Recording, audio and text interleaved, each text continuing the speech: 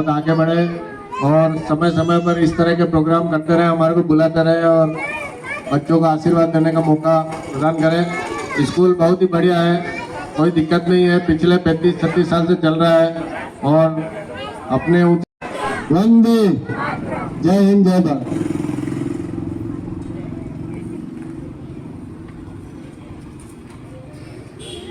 की है 40 साल से, तो दुकान पे आके किसी विगत 1 दशक से मैं सुन तो रहा था पर कभी आने का मौका नहीं मिला। तो मैं आप सभी अभिभावकों को पूर्ण विश्वास दिलाता हूँ कि इस स्कूल के यहाँ के जो शिक्षा और संस्कार ये बच्चे लेंगे। दोनों को एक तस्वीर भी अभी भेंट करेंगे आपको और मैं मनोज जी आज चाहूँगा कि 2 शब्द।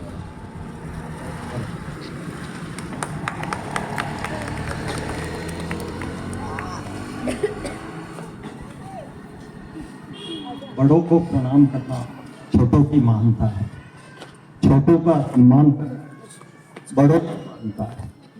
एक विनम्रता है और एक सभ्यता है।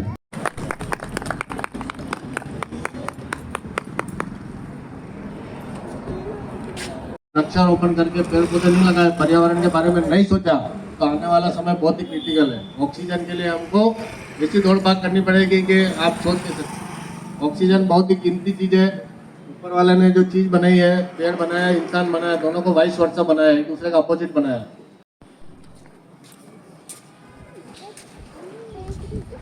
हम बात कर रहे थे कि ये जो पेस्टिसाइड यूरिया के जो पेड़ पौधे नहीं लगाएंगे और आने वाली पीढ़ी के बारे में नहीं सोचेंगे तो आने वाले समय के अंदर ऑक्सीजन की लाइन बिछानी पड़ेगी और हर आदमी पीछे एक सिलेंडर बांधा होगा, आगे मास्क लगा के होगा और ऑक्सीजन खींच रहा होगा। ये स्थिति भी आएगी अगर हम लोग नहीं संभले तो।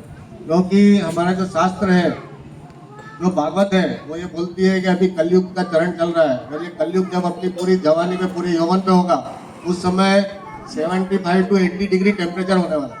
कितना? 75 to 80 डिग्री टेम्परेचर होगा। इंसान रोड के ऊपर निकल नहीं सकेगा। दिल्ली में और महानगरों में हम देखते हैं कि जब गर्मी का टाइम आता है तो सड़क के ऊपर टैंकर से पानी डाला जाता है उस गर्मी को दबाने के लिए, ताकि पब्लिक बाहर निकल सके। मैं स्वागत सम्मान करता हूँ। मैं अध्यक्ष भूपेश शर्मा, लक्ष्यम अभितम सेवा संस्थान हमारा एक NGO है। हम पिछले 4 साल से पर्यावरण के क्षेत्र में कार्य कर रहे हैं। अभी तक करीब 102 सरकारी विद्यालयों में 10,000 से अधिक पेड़ लगा चुके हैं और हमारी जो कार्य करने की ग्रोथ रेट है वो करीब 70 से 80% है। करीब 7 से 8,000 पेड़ ऐसे हैं जो चल रहे हैं।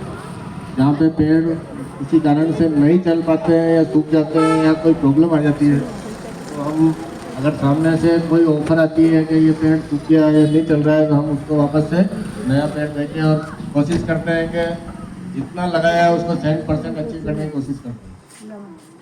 अत्यंत हर्ष का विषय है कि आज हम इस प्रांगण में उपस्थित है और इन किड्स प्री स्कूल है जाइंट गोपालपुरा और लक्ष्यम अमितम सेवा संस्थान उदयपुर के तत्वावधान में ये पौध वितरण का कार्यक्रम रखा गया है।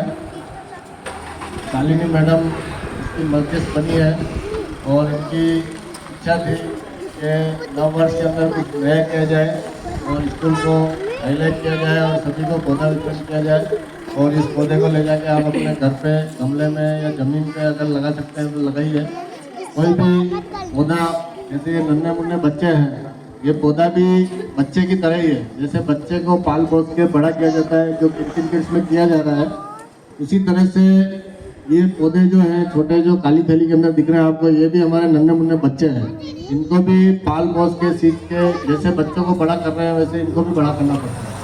अगर इन पौधों को 1 साल या 2 साल अगर इनकी सेवा कर ली जाए और 1 गर्मी या 2 गर्मी निकल गई और 2 बारिश निकल गई, तो उसके बाद ये सेल्फ स्टैंड हो जाते हैं। जैसे बच्चा सेल्फ स्टैंड हो जाता है ना, छोटा बच्चा है, तो छोटे बच्चे को खाना पीना, उठना बैठना चलना सब कुछ सिखाना पड़ता है, ABCD सिखानी पड़ती है। तो जब बच्चा 1-2 साल स्कूल जाने लग जाता है तो बच्चा सेल्फ स्टैंड हो जाता है। मम्मी अगर खिलाती है, पापा खिलाता है, तो बच्चा खुद बोलता है मैं खुद अपने हाथ से खाऊंगा, ये बोलता है ना। उसी तरह से ये पौधे भी अपने आप बोलने लग जाते हैं और ये पूरी भाषा बोलते हैं। हम इनको सहयोग द्वारा ये कार्यक्रम किया जा रहा है। आप इन पौधों को छोटे बच्चे की तरह जिससे अपन संभाल के रखते हैं, उसी तरीके से ये आपके इंडोर और आउटडोर दोनों ही जगह लग सकेंगे। ये जरूरी नहीं है कि बहुत बड़ा कैंपस होगा तभी।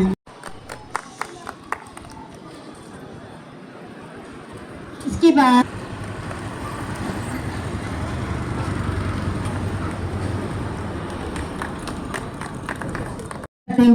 बहुत खुशी हो रही है। सबसे पहले वृक्षम अमृतम संस्थान के अध्यक्ष प्रोफेसर जी शर्मा जी सर उपन्यास और